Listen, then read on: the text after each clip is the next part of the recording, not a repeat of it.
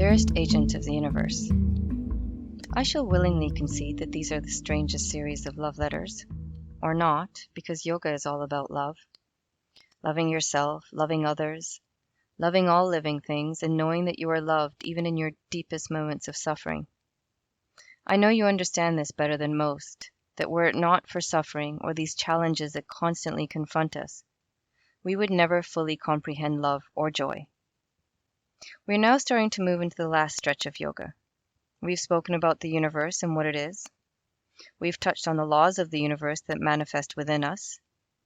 We've understood that to give rise to peace with our world and within ourselves, we must engage in self-analysis and fully practice yamas and niyamas. In order to establish peace and harmonious relationships with our body, its systems, the neural network, and our energy, we must practice asanas and pranayamas, and that all of these must be practiced with discipline and love. It cannot be forced and done with resistance, because you got it. It would be akin to trying to practice yoga while being chased by a bull, not beneficial at all and rather painful. The next step is pratyahara, the act of teaching our mind to withdraw from our senses and focus on one thing, to concentrate, to establish peace with the mind. This cannot be done through running, swimming, or any physical act, but only by sitting and doing nothing. This is where yoga truly begins to challenge us, because remember, although a byproduct of yoga is opening ourselves to the possibilities that exist in the infinite quantum space known as the universe, to bringing our bodies into homeostasis, to connect our body, mind, and soul so to navigate through life as a healthy being, its ultimate goal is for us, through meditation, to be absorbed into the universe, where you are no longer aware of being a separate object from that which you meditate on. I have little expectation that I will reach that point of total absorption into the universe in this lifetime, unless I really do retreat into a cave, which, to be honest, I'm not quite ready to do. Ever notice when you are self-analyzing how many different and varying directions your mind goes? And how rarely the place your mind goes is inside of you, unless you are in pain or beating yourself up? I've been observing my mind a lot in the last years, and at the beginning it freaked me out and exhausted me, because it was like chasing a monkey that was high on speed. It mostly went to places which were way beyond my control, were constantly shifting, and more often than not was trying to figure out what the other person was thinking, which, as you now know more about the conditioned mind and how it's always in flux in its rajasic state, it is impossible to know what another is thinking. I'm not even sure the other knows what he or she is thinking, or if they are just reacting.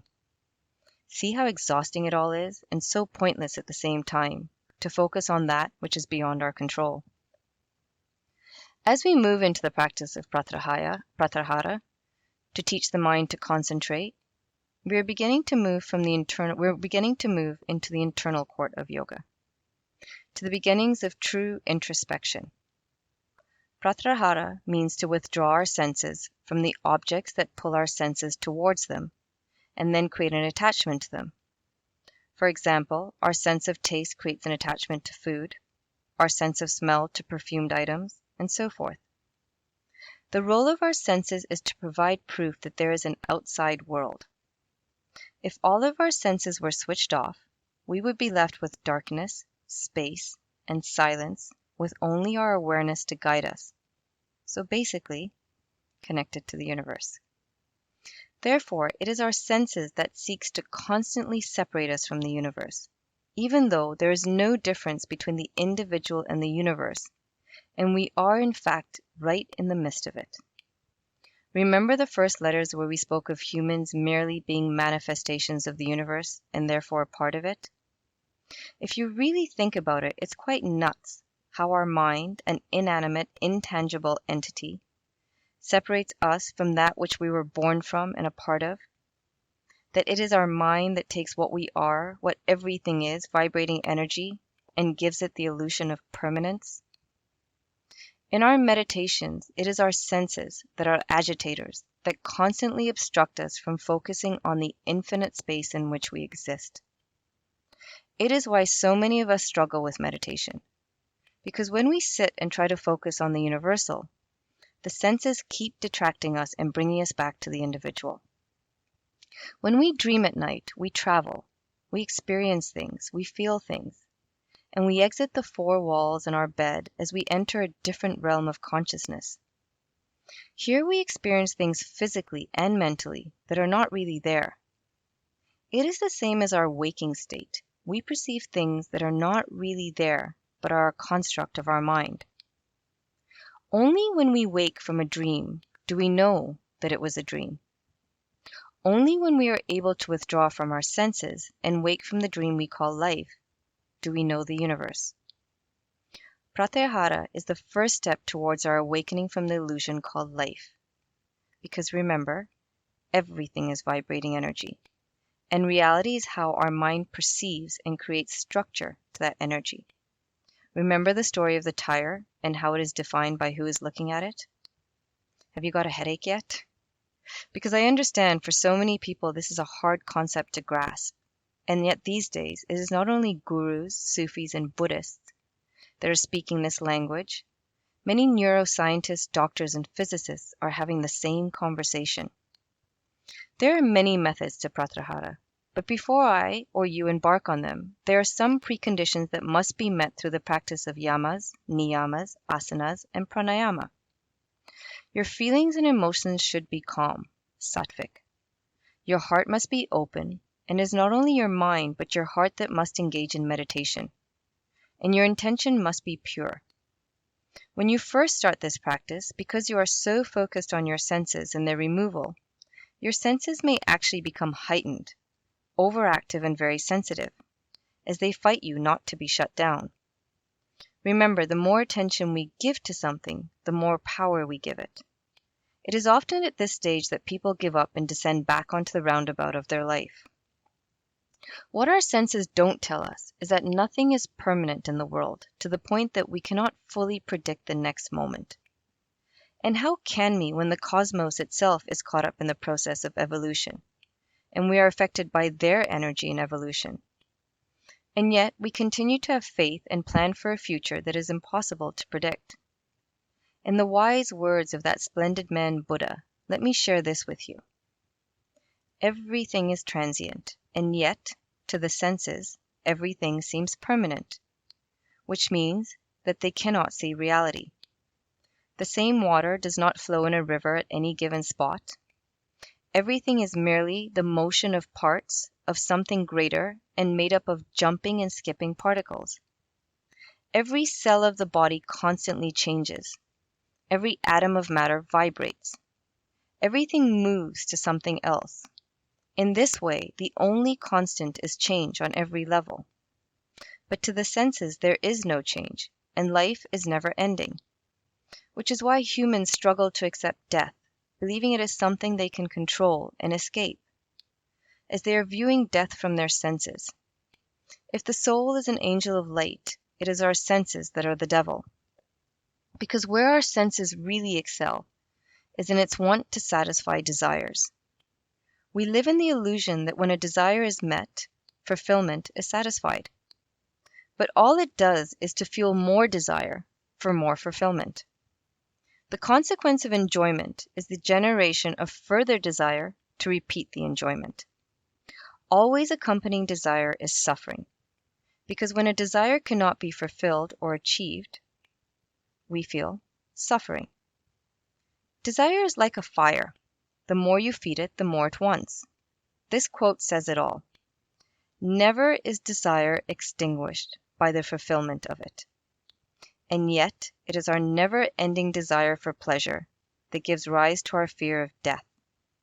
Because if we can just make enough money, finish a job, pay our mortgage, we can then live a life of pleasure that death is trying to rob us of. But that is not what death is trying to do. What it is trying to do is to have you accept it so you can really live your life rather than exist within it. By allowing our senses to influence our lives, we get caught up in the never-ending cycle. We are unhappy when we can't have something we desire. Then when we obtain it, for a small amount of time, we feel fulfilled because we captured it. but that satisfaction soon transforms into fear that we may lose it, giving rise not only to fear, but possessiveness, jealousy, and that star player in our lives suffering. We really need to put that player in the penalty box. But something else much deeper happens when we let our senses run amok, besides emotional insanity. We create subtle psychic impressions in our subconscious mind, like the grooves in a record. The more you engage in these acts on an unhealthy obsessive level, the deeper the groove. Those impressions stay with your consciousness long after your body dies and stays with you in your reincarnations, whatever that might look like. They are buried so deep you don't even remember them, but your consciousness does. And those impressions in the future often give rise to sorrow and suffering. This is karma, and the karmic cycle we seek to break when we practice yoga. By clearing the entire cache of conditioning and impressions that sit in our consciousness, but not only from this life, but from previous incarnations as well. Then there is the role our senses are connected to with the spinning wheel of our gunas. We are always shifting from sattvic to rajasic to tasmic, from contentment to overly active to negative. In a moving wheel, no spoke can be fixed in the same position always. Happiness in this world thus is impermanent. It comes, it goes. It's what the Hermetics call the constant swing of the pendulum of emotions. With Patrahara, we seek to withdraw the mind from riding the wheel, from swinging the pendulum. As we begin the removal process, what fills the void is universal love. Ah, love, my most favorite emotion, when engaged in without discrimination or an agenda. Love is what the universe feels with itself in creation. Our love may start from the soul, but on its way out, it gets distorted when it's transmitted to an object or a person through our senses. When this happens, instead of loving all things equally, we love some things and not other things. Remember the concept of liking and disliking things wrongly? This is the mistake of the mind, through which our love passes on its way out. While spiritual love is universal, sensory love is particular and breeds hatred, jealousy, insecurity, and suffering, thanks to our friend, desire. When we first start this process of one-pointed focus, the desires of our senses show themselves to be the greatest magicians of all. There are times where we think, aha, I have tamed desire, but really it is just lying low, because maybe there is nothing to inspire it. Or desire may be frustrated, tired, and exhausted and is just taking a break. All the while, desires continue to scheme to create a circumstance in which it may rear its head.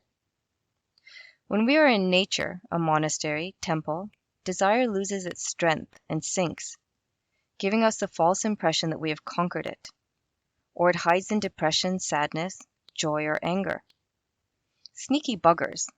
Because in this state, we blow the flames of desire to get us out of these low emotional states to sustain a high. Then there are moments when we once again think we have out-tricked desire, only to find that the lack of desire for an external object has been subtly replaced with us creating an attachment to it by engaging in fantasy and visualization to enjoy it in our mind, or merely substituting desire for one thing with another. We are forever playing hide and seek with desire, a game I've played a lot, especially in the last month. When you start this journey of training your mind, the journey is fraught with so much turmoil as your senses rebel. You feel lost, empty, despair creeps in, and more often than not, you find yourself asking, what is the point of life? What is the point in engaging in a series of experiences that often leave you yearning for more? These feelings lead to an unease in one's body, manifesting in lack of sleep, indiscriminate eating practices, and an overall feeling of lethargy. These occur as you seek to channel prana where it does not want to go, to control a mind that does not want to be controlled. But there are also moments of great joy that well up from within you when you least expect it, that remind you why you are on this path. Think of every training you have ever began and how it always starts with being challenging. And there's nearly always a moment when you just wanted to give up, but something in you pushed you forward. It is the same with pratyahara. Your mind wants you to give up, but if you listen carefully, your soul will propel you forward. For as long as I can remember, people have spoken to me about soulmates. I have sat on the fence about this concept, on one side seeking such a companion, but on the other hand not completely understanding or believing in the concept, especially as so few of us are really connected to our souls. That is until now. You cannot even imagine the battle that is waged in my mind, or actually you can, because I have seen it waged in yours. My mind has asked me more than once, is this really a soul connection? Or is it an illusion that my mind has created to fulfill a desire? It is a valid question, and one which I have sought to answer by doing the following. Since the day I met you, or more so in the last few weeks as silence has descended upon us, I have tried to spend as little time as possible thinking about you, to ensure I am not creating something that is not there. I have played all of the above games of hide and seek with all the layers of desires I have for you. Every day in my meditation, I start by playing with one of my desires for you, removing its cape, and then observing what is left behind. In addition to the above, there are signals, so many of them that just keep connecting me back to you. At the end of every road, there's a signal that leads to you. It would seem that you are connected to me so deeply, even hypnosis could not remove you from me. That even though I have absolutely no idea where this is going, I have to follow it wherever it takes me. Because every single decision, turn, meeting, experience, move I have made from birth has led me to you, and I am exactly where I am meant to be. It is not my actions that led me here, but the actions of every single person, good and bad, on the planet, all of which collectively created the world I have moved through, that led me to meet you that day. Billions of things had to align for that moment to happen, including the presence of evil. It is what I meant when I said at the beginning of this letter, that everything is merely the motion of parts of something greater. I will stop now and save the methods we employed to create peace of mind and self-control for another letter. I think I've dropped a lot on you today. I know it has been a lot for me to bear my soul and not know if it will be rejected or embraced. Because in all this silence, you've been able to hear my soul through these letters, but I have no idea what yours is saying. Even though my intuition tells me you feel the same, my mind has seen so many of your fears, worries, and boxes that I'm not sure who is winning the battle within you. But in spite of not knowing, I continue to be guided by my soul, because fear has never been a good reason for me to not turn myself inside out. I know I have broken so many rules and norms, but is what happens when you are led with a soul that is not tied to the illusionary world. Love, the Enchanted Yogi.